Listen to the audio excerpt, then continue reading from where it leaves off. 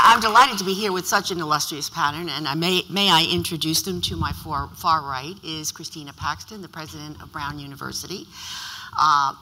Next is Senator Dan Da Ponte, who is the chair of the Finance Committee. To my left is Jan Brodie, who is the executive director of the I-95 Commission. And Buff Chace, of course, who is the principal of Cornish Associates, who's had so much to do about the development of this area. And I'm looking forward to hearing from everyone about how we can move forward. So I'm not going to ask for presentations. I'm just going to ask questions, and hopefully we can forge out some common questions and perhaps some common solutions. I must say, as far as coming here today and looking at this street, and every time I come here, it's so much better. About 10 years ago, I taught a night class at the extension on Washington Street, and there's an alley that goes right to it, and I was mugged. I was going back into my car, and someone grabbed my bag, and we caught them in the alley right there. So I parked this morning, and I'm walking down the alley, and I thought to myself, it's so much better. It's such a treat, and I'm so thankful to so many people who've done so much so far to get where we are. And the question now is how we move forward. So I want to talk a little bit first about development incentives, and I'm going to start with Buff and Jan. We hear about all that's been done, but we understand that there are some problems in terms of continuing. What kind of incentives do you think you need to continue? I'll start with you, Buff, the good work that's been done. We hear about tax credits, tax stabilization, incremental financing. Can you lay out something realistic for us that we can begin to think about? And also perhaps building a little bit on the model of Mayor Mallory with the 3 CDC. Wow, that's a big question. I guess the financing of the properties along Westminster Street, which is really where my experience lies, has many parts. Many hands are part of this, and the irony of it is that without any one single part of it, I think there are 6 or 7 layers of financing on this. And Dick Galvin talked this morning about how important the capital side of this is, the capital flowing into a project, which then allows the project to go forward. And part of the capital is private capital, and they have to feel comfortable with the environment that in this city and in this state that actually it's going to be a fair shake, there's going to be a fair deal, there's a fair chance of them receiving their capital and their return back. But then there's also the other partners in it, which are at least the state, the federal. If these projects go forward, the federal government, federal historic tax credit is kind of an opportunity that's available to everyone. So it's, as long as you comply with the Department of Interior guidelines, you can receive that subsidy. And that is important to realize. That's capital that's flowing from outside of the state into Rhode Island. So that capital wouldn't exist in Rhode Island if these projects didn't go forward. The second one that we, I think when the state historic tax credit was first brought forward, was a result of our experience of going to conferences around the country where we saw that was on the federal historic tax credit and the implementation of it. We saw that the states that had state historic tax credits, at that time there were only 2, Maryland and Missouri, were the only states that were really utilizing the federal historic tax credit. In other words, the federal historic tax credit as a source of funding for the rehabilitation of historic properties was not enough by itself to allow for these projects to go forward. And the states that were doing it, that were having these projects going forward and utilizing the federal historic tax credits, were piggybacking their own state historic tax credit on it. And as a result of that, we, working with the legislature, found those 2 statutes from Maryland and Missouri, and over a couple of year period, came up with a state historic tax credit that then was so pivotal in getting so many of these projects going forward, including the one we were talking about this morning, which is the South Street Station, which has used the original format of the state historic tax credit, which was a 30% state historic tax credit. The most recent one was reduced to a net benefit of 22%, which actually made other capital requirements come in to make these projects work. So those are the two top ones. And then, of course, the city itself has to, or doesn't have to, but in order to make the whole thing work, come forward with a tax stabilization agreement.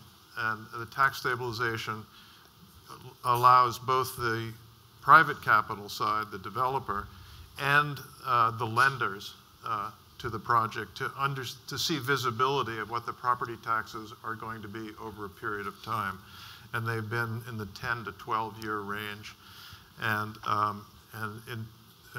one of the most recent attempts by the city was an administrative program that had authorized 10 projects to go forward, and those were all utilized.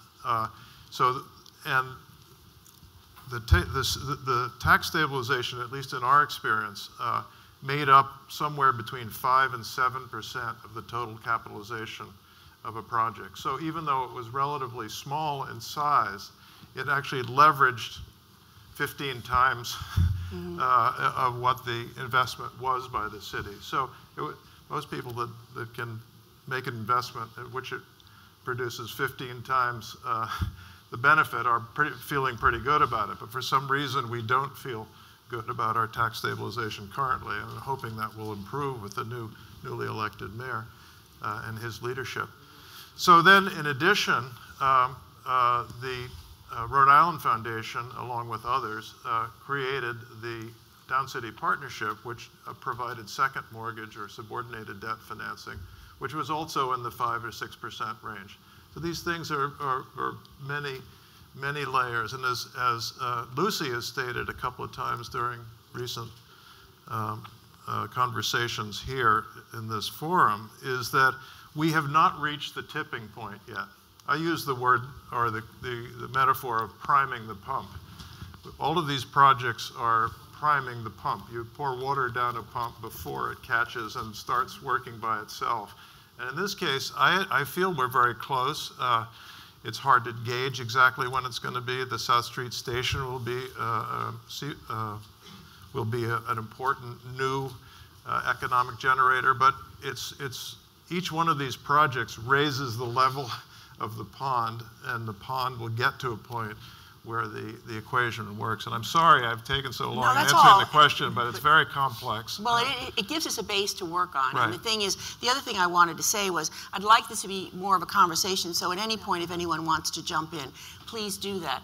But I did want to ask Jan, the next related question is that we're involved in this very important, innovative period where we're working with the I-95 Commission. And you, as the executive director, have said, you know, we're not where we should be. Again, it's the metaphor of the pump, perhaps. Mm-hmm. But the point is, at this point, at some point, the numbers don't work. What are some of the things what are some of the problems, and what are some of the things that you'd like to see happen to move this along?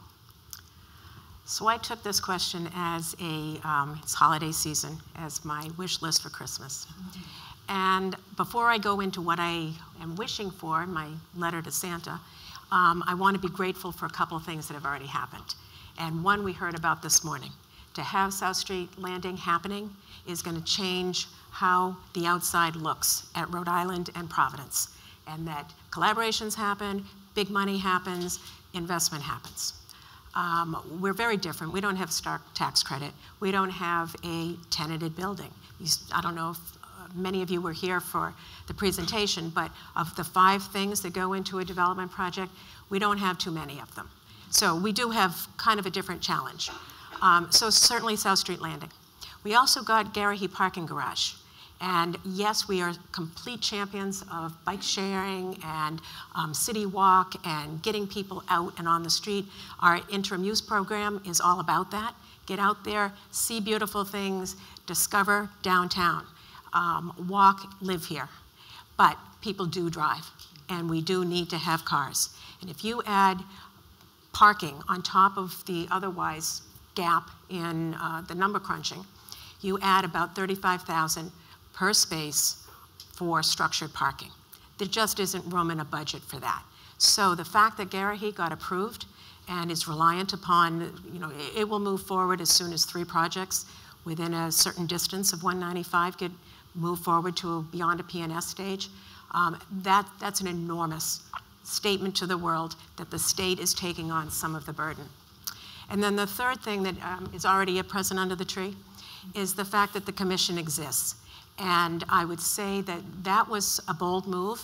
It took it out of the city, it took it out of the state. It said this is meant to be an apolitical process, and I really hope that our new leadership keeps it very apolitical, and it's meant to be an expedited process. We've heard a lot about permitting, and I know that our neighboring cities, both to the north and the south, have lots of regulations, and when you've got extreme demand, you can hold them up interminably. So we don't have that same level of demand. So we can say, you can do it fast here. And time is real money to a developer, especially in the pre-development stage. So I would say that was a real gift to have the commission. And what we've done over this past year or so, year and a half too, is to create a developer's toolkit that said to the world, anybody, whether you're from Kansas City, from Texas, or Rhode Island, you are welcome here, and you all abide by the same rules. This is not meant to be insider only. No, you don't have to know a guy. So we got that book together. You follow that. We follow the city's zoning ordinance, and you've got a project we want to talk to you about. So those are I've already got those gifts. So now on my wish list, well, and I should say that as a result of that and a result of incredible collaboration with the state environmental agencies, we got this master permit for environmental. That's 18 months in a developer's world. And we also got with DOT infrastructure, brand new infrastructure. It's great. As a developer, you want that. You don't want to be sending that endlessly long gas line out there. You don't have the money for it. So all of that was given. That's fabulous. As a result of all those gifts, we do have a couple of projects moving forward, and we expect to see groundbreaking on a couple of them in 2015. I'll let the developers share details rather than the commission's. Until we sign PNSs, we're trying to be very quiet and respectful. So now we have another round, and we have a 2015 coming up. How do we get more proposals? So here's my wish list. I would like to have no sales tax. And if I did the numbers, if I have a $50 million project, that can save me at least $1 million. And I'm talking about during construction. So this isn't endlessly. And I just glanced over. We had a conversation in preparing for this, and the concern is we've got a budget deficit. We've just voted in all these wonderful new things. These cost money. How can we give you more? So my suggestions don't cost anything, because right now the land is yielding nothing. And I think Steve Durkee mentioned earlier, he and I have shared, if we do nothing, we'll get nothing. We've seen that. We've got lots of vacant land. We have to do something. So I'm using money that we don't yet have. All I'm doing is saying, let it go for now, you'll get it later. Because if you don't do anything now, you won't even get it later. But are you just referring to the sales tax or a series of things? Sales tax is one of them. That's about $1 million on a $50 million project. As Buff mentioned, a codified, institutionalized, predictable, you can count on it, it's not going to change midstream, at least a 15-year tax stabilization agreement. And without that, the lack of predictability, the lack of feasibility is just very strong. That can yield anywhere between $4 and $5 million on the same $50 million project. And so I've got those two. Then the third one on a sort of a state level is a bit of flexibility and understanding that paying back the bond and the time limit for the land sale can be staggered in, so that perhaps right up front it is not 100% full value, but it staggers in. Just some ideas. Then I would add to that one that we take this financial package and we hit the road. I would love to see the mayor-elect, the governor-elect, stakeholder leaders, go out there and seek some of these targeted audiences that the state has been very strong about finding all these intersections. Find where to go and talk to these outside businesses. So that's all it for bringing a new business in. And then there is the, how do we grow? I mean, I really take exception to people saying, why can't we get Google here? Or why can't we get Microsoft?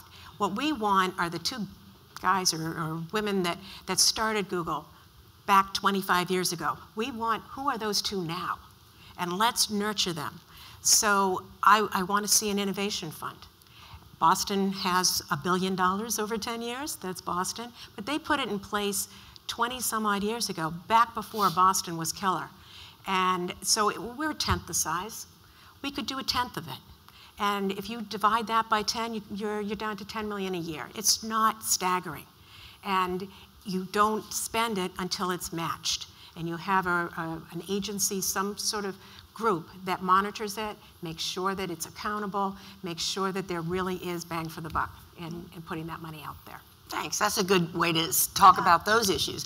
I'd like to turn to President Paxson and ask you, you just signed an historic agreement, which one of the things I think is, I don't think the public appreciates how great this is in the sense that it is this collaboration with institutions of higher learning, and the fact that it's a private developer and there's rent and there's capital development and so forth. And I think that's a story that needs to be told. But I applaud you because as Brown University and a private university, you've engaged in this collaboration. And my broader question is, we need more of that because we're in a different environment. It's a global environment. Corporations don't take the interest that they used to. And so my question is, how can you do more of that and become perhaps a different kind of corporate partner, if you will, in terms of the city? Because as Steve said, he said, you know, 100 years from now, we don't know what this is going to look like. We don't know who's going to be here, but Brown will be here. So can you speak to that a little, please? Well, thank you. And yes, we're celebrating our 250th anniversary, so I think in 250 more years we will still be here. I hope so. One thing I would say is, you know, this is my beginning of my third academic year in Providence. And this was one of the South Street Landing was one of the first things I remember. I'm looking at Marissa Quinn in the audience, sitting down with my staff, and they're saying, did you see this old hulk by the river? You know, maybe there's something we could do there. And I sort of fell in love with the building. And I think I was naive enough at the time to know that this was actually hard, or not to know that this was actually hard. So it's just incredibly gratifying to see that play out. You know, if you look across the country and you look at cities that are doing really well, you will see over and over again partnerships between universities, the private sector, and the public sector. You see it in Boston, you see it in Kendall Square, you see it in Pittsburgh, you see it, you know, all over the place. And you know, the South Street Landing project is an example of that. And I don't know what the next one will be, but I think it's worked really well. The other point that I want to make, and this really comes back to what Jan was saying about an innovation fund and sort of who we want to have in Providence. So every year, Brown graduates, you know, 1,500 students who love this city. And the same is true of URI and Providence College and all, you know, all of the other university and college partners in this city and the state. And you know, I know who the next Googles are. I was in MongoDB's office a couple weeks ago, and you know, they've gone from 4 employees to 400 in less than a decade. They're in New York City. Yeah. They're Brown alumni. So the question that I ask is, you know, and I think that real estate development is an important part of urban development, but it's really only a part. It's essential, but it's a part. And the other part that's really important is to say, what does it take to get these kids, because when they start, they are kids, to decide that this is the best place for them to set up shop. If we look at a lot of research on city development, what we see is really clear, which is the cities that grow fastest are the cities with the highest education levels among young people. It's just empirical fact. So thinking about strategies to make this an exciting place to live for these very young people is just essential. I don't know what the answers are, but I think it's something that we should discuss. I think it's a great beginning, and the role that Brown is playing, I think, is a very positive one in terms of also collaboration with the public universities. I really like that, and I think it has a potential to be a model for other things. Right. So my next comments are to the Senator. And of course, the question to you is, Senator, how can you help us devise strategies, whether they're regulatory or whether they're financial, understanding that on the one hand, we are in a difficult financial situation, and we all appreciate that, not only at the state level, but also at the city level. The second thing is, but on the other hand, the whole idea of waiting and not doing anything, I don't think is a tenable option. And the other piece of this is that we talked about earlier is the voters of Rhode Island were very generous in the fact that they know that we're still in a difficult situation, and they approved all of those bond issues. And I thought it was a sign of hope in the sense that if we could strategize correctly and work with the legislature correctly, we could bring the public along and perhaps make investments and make regulatory change that would make this happen. Yeah, so we're broke. I knew he was going to say that.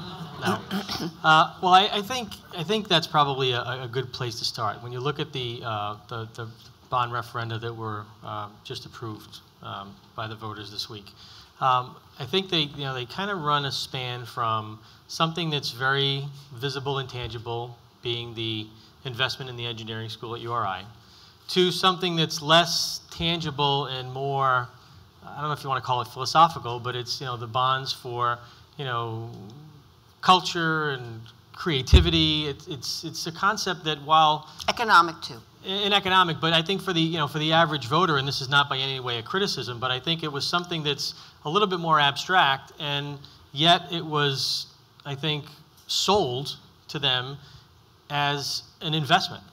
And I think if you look at the legislature, I think things have changed for the better in terms of the legislative leadership embracing in a much different way some of these, concepts that really are taking some risks that I didn't see, 16 years ago when I arrived in the Senate. And I think, while we've had some challenges and some missteps and mistakes, the legislature and the leadership, I think, is much more cautious, and I think the legislature is much more cognizant of its fiduciary responsibility to the state. But when proposals and when initiatives have been well thought out, when pencils have continued to be sharpened, and I think the South Street Landing is a perfect example of that. I can't tell you how many times improved iterations of it came across the Senate Finance Committee over the last 4 or 5 years, but it got to a point where it made sense for all of the stakeholders, and when those conversations started, at least in terms of what was presented to us publicly, it was really just a URI RIC nursing center. And I think from that, came Brown, came a high-end plan for a super sophisticated simulation center. I mean, all of these things that were not part of the original discussion.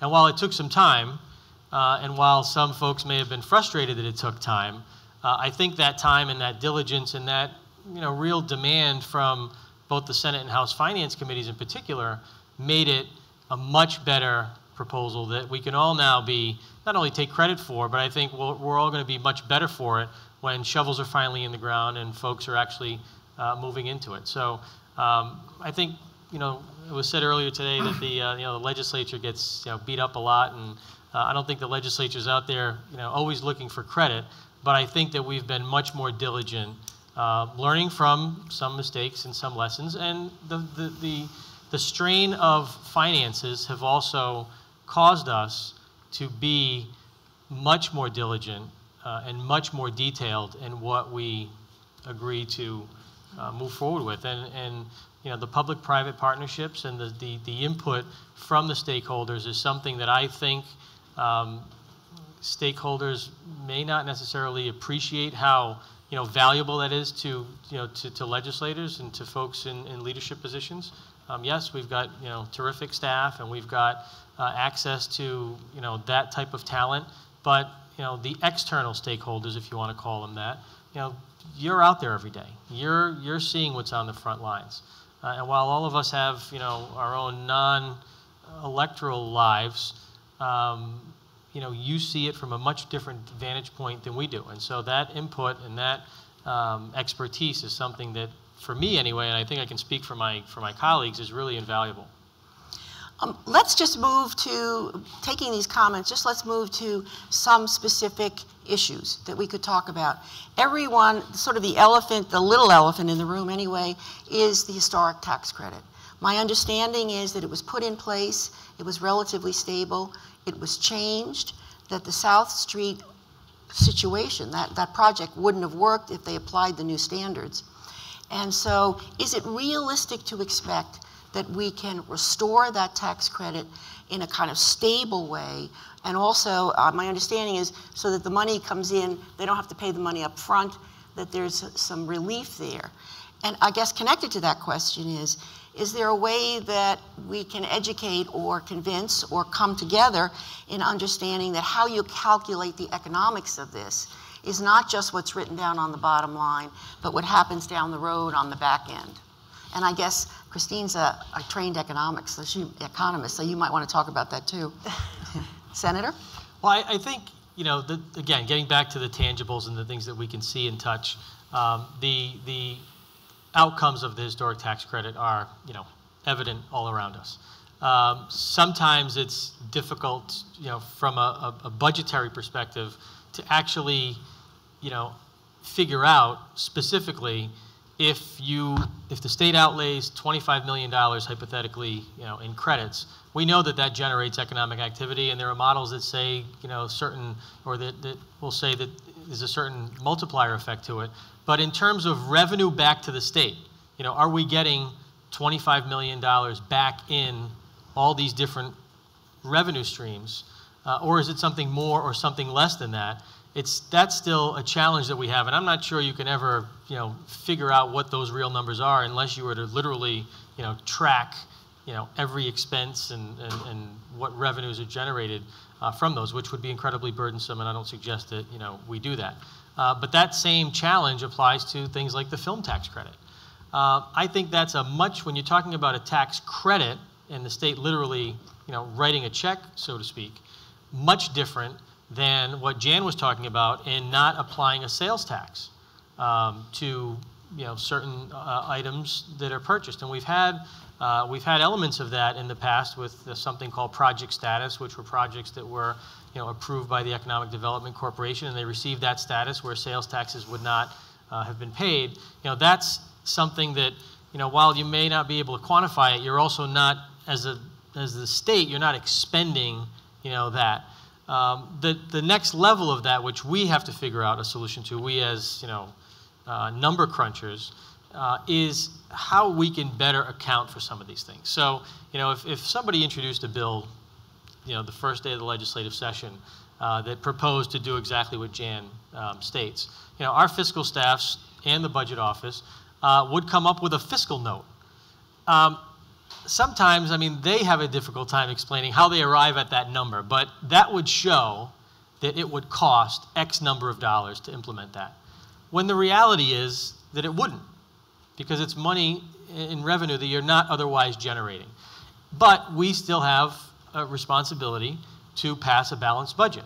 So until we figure out how to accurately account for that, you know, cost in that fiscal note, it's going to show that it's going to cost us X number of dollars, and to make a budget balance, we've got to find that money from somewhere else. But can you project into the future that way? I mean, aren't there ways to get around that? We hear Mayor Mallory talk about an investment of $100 million yielding eightfold, and there are numbers that you have, Buff. I mean, aren't there ways to calculate this so that it becomes real and manageable in terms of the history of the tax credit? that we had when it was stable. Right. Well, I hear what Senator Da Ponte is referring to, and I understand the dilemma that he has in terms of his reporting to his colleagues. But Grow Smart did a study some years ago that indicated that $5.50, I think it was, for every dollar spent was coming back into the economy. And I think, I'm not sure members of the legislature took that and thought that that was an accurate assessment of the cost or of the benefit that was received from the $1. But I think if there was a way, I think I challenged President Paxson the other day, could a third party like Brown or some other institution do an analysis of this that actually could give people comfort that the money was well spent? Because if it isn't well spent, actually I'm not in favor of it either. But I feel strongly that it is. Yeah. I mean, the one thing I would say here, and maybe this is, I understand that this is how people in the legislature think about it, but the question isn't whether that money that's generated comes back in the form of revenues. You're not running a business. It's a question of whether the taxes that come in from Rhode Island constituents are used for something that increases the wealth and prosperity of people who live in this state. Whether it accrues back in revenues or not is a little bit irrelevant. I mean, the same metric is used when you think about why do you educate children, right? Because it's a good return on investment. They're going to become much wealthier and more capable of earning income when they're grown up. So I think that, you know, if it would help to try to persuade people that it's really, you know, looking at returns on these things, yeah, that's something that's not hard to do. But you want to look at the total social return, not just at the return on the state's budget or the effect on the state. I hope I'm being clear. Yeah, well, if I could just add, I mean, I would just, you know, respectfully disagree to a certain extent in that, you know, if the state is going to, you know, expend out of its budget X number of dollars, and we're talking obviously about the historic tax credit, and you know, in this most recent budget, you know, we set aside an additional $8.3 million just to cover debt service, and as of when we were having this exercise, the budget office estimated that there's still $202 million worth of bonds that are, you know, still out there to be issued in the pipeline. So I'm not sure if I didn't explain it, you know, correctly. If we need to have a balanced budget, I think it comes down to the political will or the political decision of, okay, we're going to set aside $8.3 million that we know we have to pay, you know, in the next fiscal year in debt service. And the discussion about, you know, what that means in a multiplier effect is, I think, a separate discussion. Or we can take what I would consider to be a leap of faith and not necessarily have, you know, a $35 million expenditure in, you know, a cultural and creative economy, but bond it and assume a certain, you know, part of that carrying cost every year. And I think that's, you know, what we demonstrated that we did this year, whether it be the engineering school, whether it be the transportation hub, which we, you know, obviously we continue to hear that transportation is key to, you know, keeping all of this together and expanding it. But it's something that we're willing to make, you know, an investment over a much longer period of time. But when it comes to, you know, I wish we had the facility that the federal government has, and that, hey, if you have a budget shortfall, you just, you know, print money. But we unfortunately have to have a balanced budget. So while it's, you know, conceptually what you're saying is spot on, the difficulty we have is that we, you know, have a constitutional obligation to pass a balanced budget.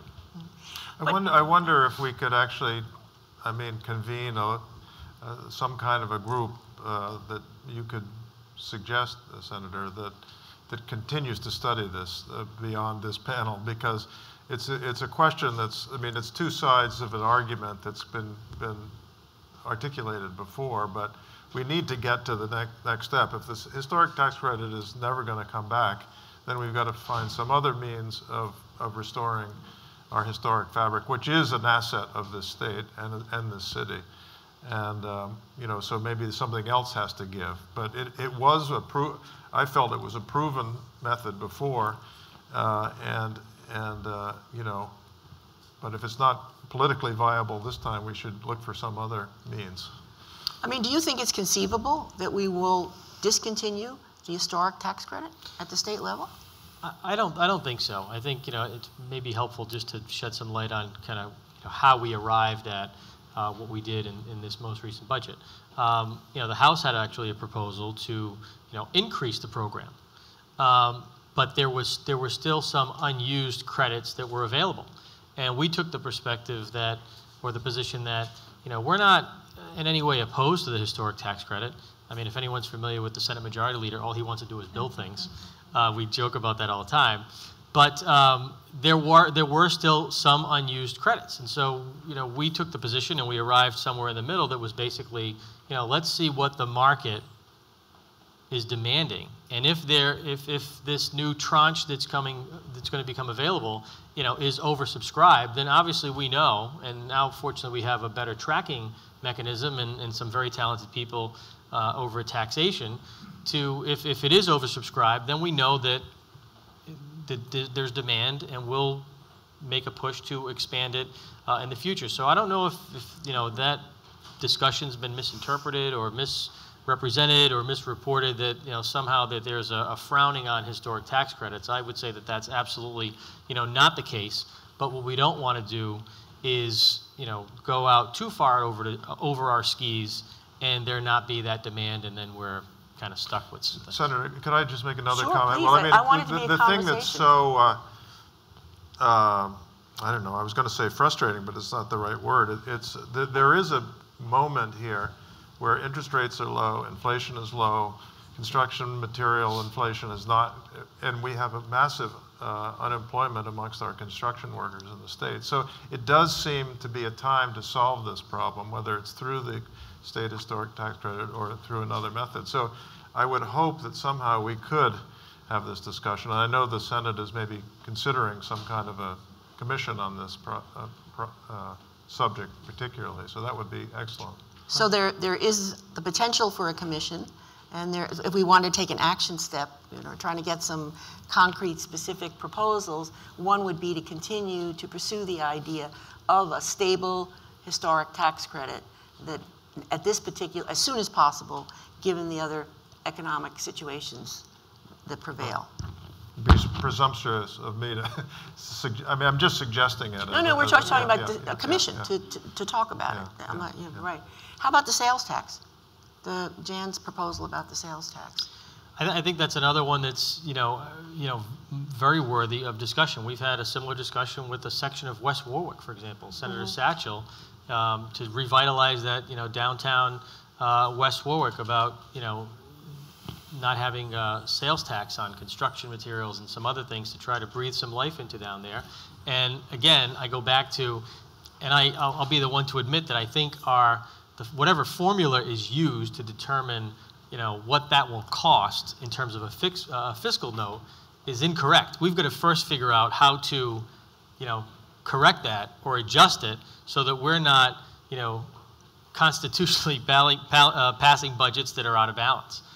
So that is something that I'd like to see us work on with the new administration come January, to at least figure that out, because it presents a real legal even challenge. If you don't have a balanced budget, then it's a problem. But if the formula and how you arrive there is what's incorrect, you've got to start with that first. But I would be very surprised if there was not legislation introduced at the beginning of the session to address just that. Yeah. I mean, can I make one point on this Please that I think is important? Because I love the idea of having sort of tax holidays on new economic activity, right? Because it seems like it doesn't cost anything. There's a danger, though, that if you issue those to very constrained areas, then you actually just move economic activity from one part of the state to another part of the state. And in that case, the state actually is losing money. There's an adverse budget consequence. So you have to be careful about how you do it, so that you're not stealing from Warwick or Cranston or somewhere else in the state. True. Yeah.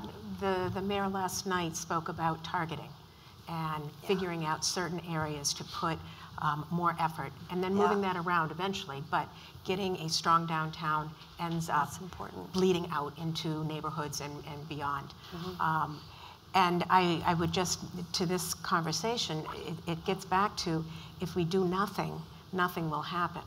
So it's the sales tax, it's corporate tax, and then on a city level, it's the other.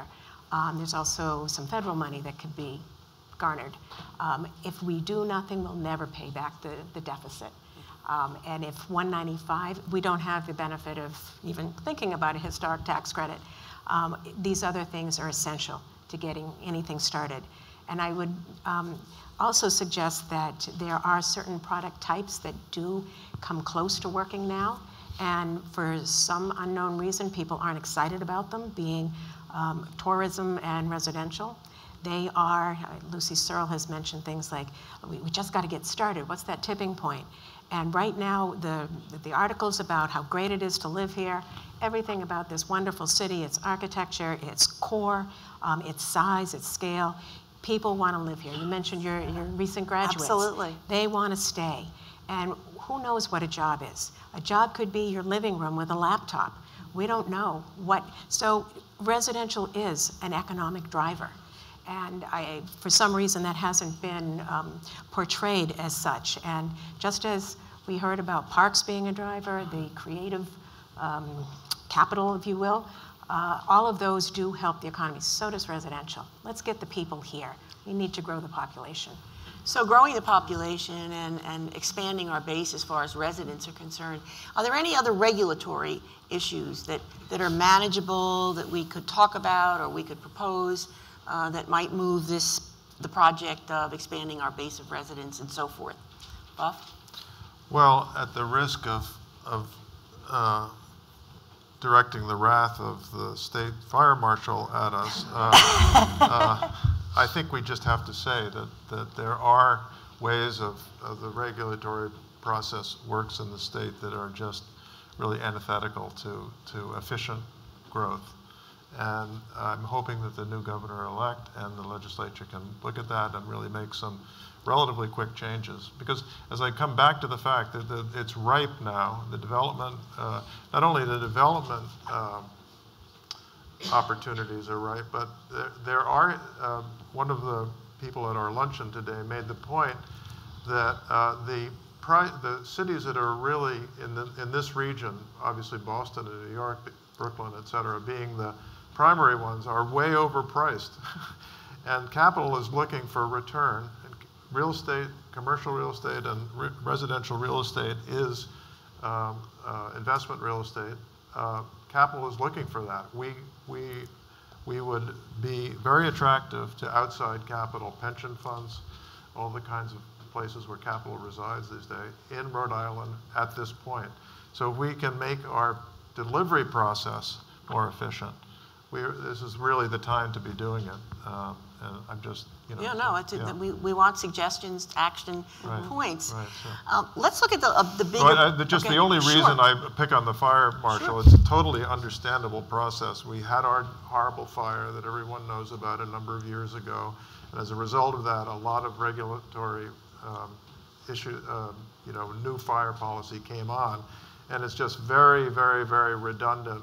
We don't have this thing where the old regulations go away. So we just add on, and to the point where people don't even really understand. Even the regulators find conflicting regulations. So if there was another commission that was formed, for instance, to look at that and so strip away the stuff that is no longer relevant, and look at other communities that have done this, we might be able to facilitate that and do it in a short order. I just want to step back and look at the bigger picture here. I just want to return to the South Street project and that collaboration and ask, on the one hand, people talked about how it was difficult and everybody put their shoulder together, and in this kind of environment, there was a lot of communication, and it worked.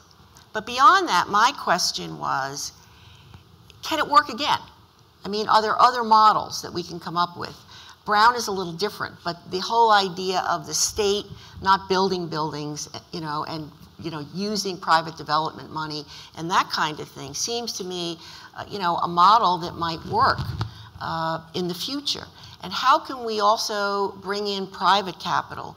And I'd like you to think about, are there any ways that we can refer to the 3 CDCs?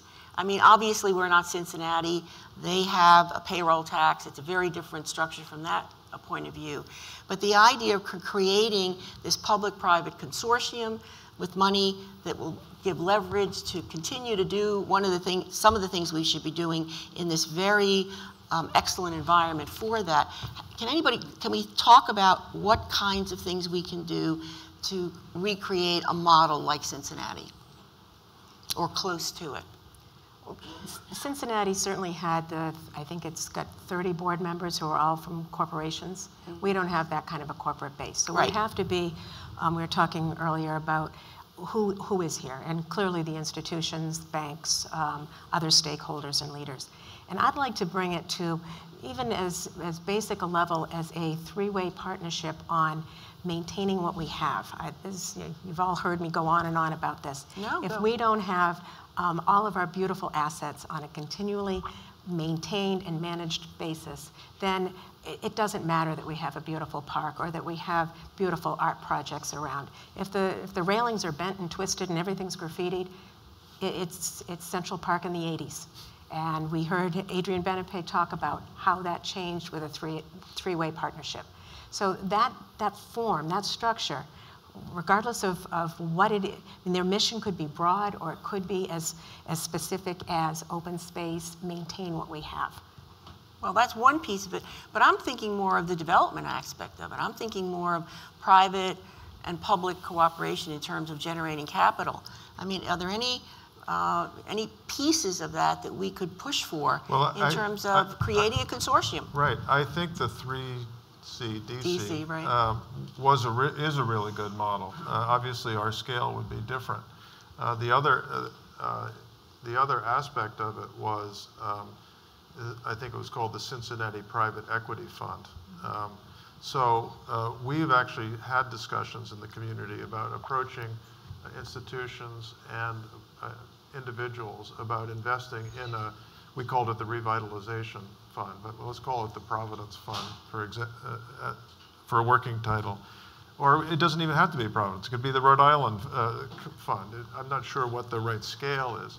But just private capital, because we know they're here, but coming together in some kind of an organized way to provide these increments of financing that are needed to get the projects moving forward. And I think it's a very good model. Mayor Mallory, for those of you that didn't see him last night, was quite an inspirational speaker. In fact, the last part of his remarks, I'm hoping we can get in a video to distribute amongst all of us, because it was really a call to arms. And it's such an exciting time in this city and the state with new elected officials, new executive leaders, who both, in my conversations with them, feel the same way, not to mention the legislative leaders. So I think in that respect, we're all at a really good time, and institutional leaders, I might add, who also get it in a big way. But I do think that we can move forward specifically with our own versions of 3CDC. We can figure out a better name. and also, which was, I think, a debt and equity, maybe more of a debt vehicle, and the private equity, Cincinnati Private Equity Forum, which was smaller, but still a vital part of it. Yeah, I do think that's a good model that we could use. And I think in terms of yours, I think he mentioned a smaller consortium that dealt with public works and keeping things up in Cincinnati.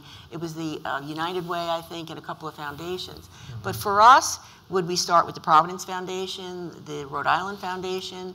Well, the Rhode Island Foundation is already doing, has their Down City partnership, where they actually have gone out to the banking community to see whether they could expand that. That's actually the Providence Revolving Fund, run by Clark Shuttle ably. And the loan loss experience in Providence Foundation is much higher than most banks. I mean, much higher in the sense that there have been much fewer losses, so it's really ably run. And so I actually think in that respect we have the infrastructure already in place. It just needs more funding. And where do we get, in terms of private funding, where do Yes. where does that come from? And Well, we I don't think- have Procter & Gamble. We don't have. No. And the other thing is our other big companies are outside many of them are outside the city. But that's where we're kind of different in the sense that the city really is part of the state. You know, the way I'm, as you know, I'm a big fan of restoring our city, of our central square, Kennedy Plaza and Burnside Park, as a place where the city, where the citizens of the state can come together. It used to be down right along this street. This was the shopping center for the whole state.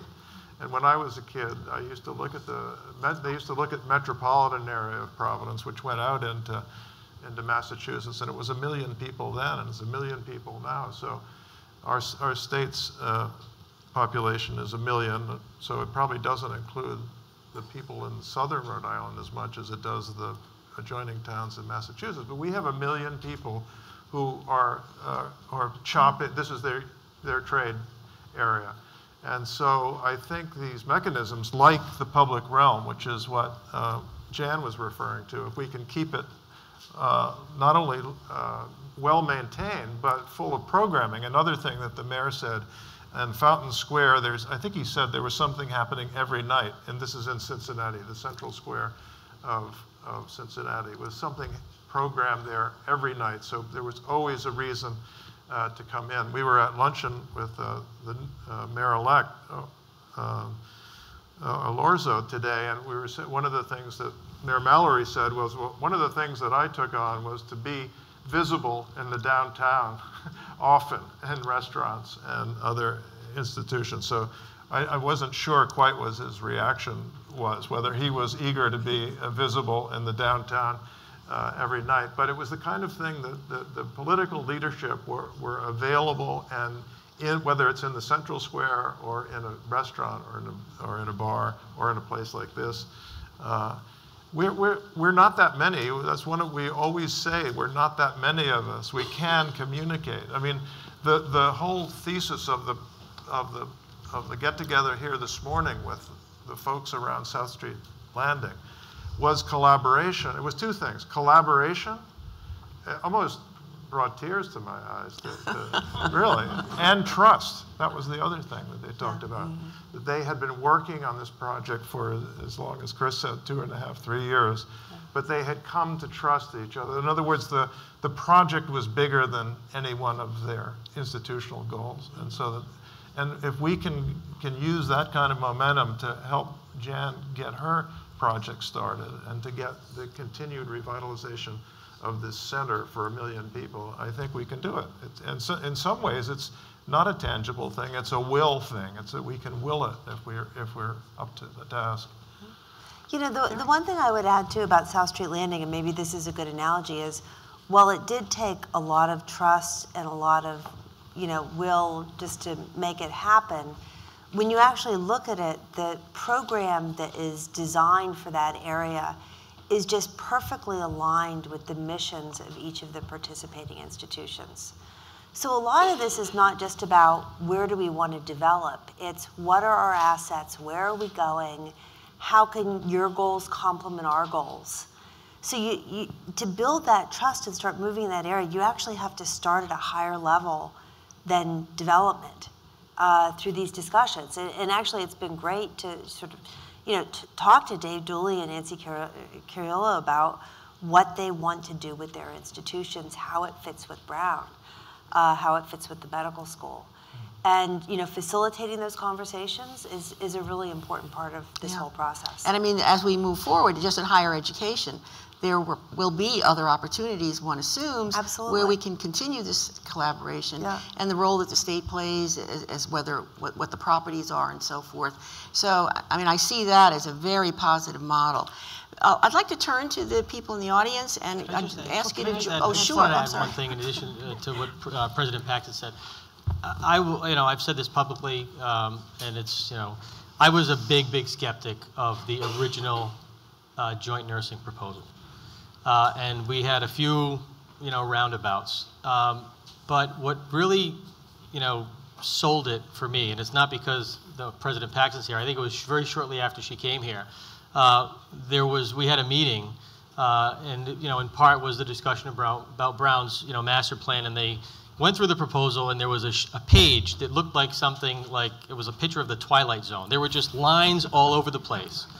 But the point is that the study and the research was done so deeply that it substantiated, without question, at least in my mind, and that's what, where I became sold on it, that there was an incredible amount of work and an incredible amount of study to demonstrate that this will work. Literally, like students that are in, chemistry walk over to this building for a majority of their classes, and I mean, it was an incredible amount of detail. But for me, and I think for my colleagues that were sitting around the table, that's really what did it. I mean, the facts were clear. The amount of time and effort went into showing that this will work, and that substantiated it. And I think it's that level. Unfortunately, it's obviously an incredible amount of work and it's resources, but for me, it became something really unquestionable that this makes perfect sense. And it was an entirely different discussion from the first few stages of what took place. So. Yeah. And that's really a good point, I think, in the sense that this is a citizen legislature. I mean, people have jobs, and they don't have deep, deep staff. And the ability for someone to come with a proposal that's just put with all that effort, I think really moves the thing along. And the other thing that we were mentioning at the luncheon was, Bruce Sundlun used to call me a legislative lackey, but the thing is that the legislature always gets criticized. And there's been a couple of really good things that they've done. They're working their way through a very difficult situation. And it's incumbent upon us to tell the story of how they were an active part of this. The things that happened positively, I think goes a long way to promoting the project and future collaboration, and makes this connection between the state and development, private and public development, a little stronger. Jan, did you want to say something? Yeah, I want to take questions too. Just to give a specific example to a collaboration and a possibility. Well, a lot of the developers who have come with ideas of projects, they've already talked to our institution. So they've talked to the state or the city. So there is an implicit collaboration happening even before a proposal gets formed. So it's never just about the development. You can build a box, and if nobody comes to fill it, what's the point? But a specific example would be our nation Providence Biolab, our PBL. And that is something that everybody wants. Oh yes, this is exactly what 195 land is about. We want this. And they put a proposal together that had no funding. And so it needs to go out to the city, the state, the institutions. It's the chosen location is perfect for the medical campus, for the hospitals, for the innovation district. So that could be, whether it is funneled through an equivalent to a 3 CDC or some other entity. I know that the individuals involved went around, did the rounds to make their appeal. So maybe there is a more systematic way that organization, and they had credibility, they were coming from Kendall Square, that they could go to an organization and say, this is our proposal. Everybody wants it. How do we make it happen? You know what that sounded like to me when I read about that? As put my commercial developer hat on, it sounded like an anchor tenant. That's what they Right. were going to build a 2-story. They only needed 1. Right. And they were going to build it with the construction such that they could go vertical as soon as they got some tenancy. So their request was not just for a handout. Certainly that would be very pleasant. But also, were there any tenants? Because then they could build something that was 4 stories, get occupancy for a couple, and get conventional debt. What I'm saying, a commercial developer is looking to anchor tenant. They make the terms very reasonable, even giving the site to the anchor tenant, because that attracts the next round of so I don't know if you have that kind of flexibility within your commission, but that's what it sounded like to me, given that this type of research is what we're thinking is part of our future. It would take a developer with a good risk tolerance. Yeah. Yeah. Yep. Just one other thing I wanted to add before I open it up to questions. The other theme that came up that we didn't talk about, I think, enough was leadership, in the sense that in a couple of the presentations, Mayor Mallory said, they told me I couldn't do this. I just said, we're doing this. And there was another instance where they talked about Rahm Emanuel, and he's like, oh no, this is going to happen. And the previous panel talked about the fact that Mayor Tavares was the one that he really pushed on this. So we do have a new opportunity now for new leadership, and I'm hoping that they will be as aggressive and as imaginative given all the constraints, because that's really important for us in terms of bringing people together and saying, having the will, this is going to happen. I think getting them on board would be key. Thank you all so much. Thanks to our panel. Okay.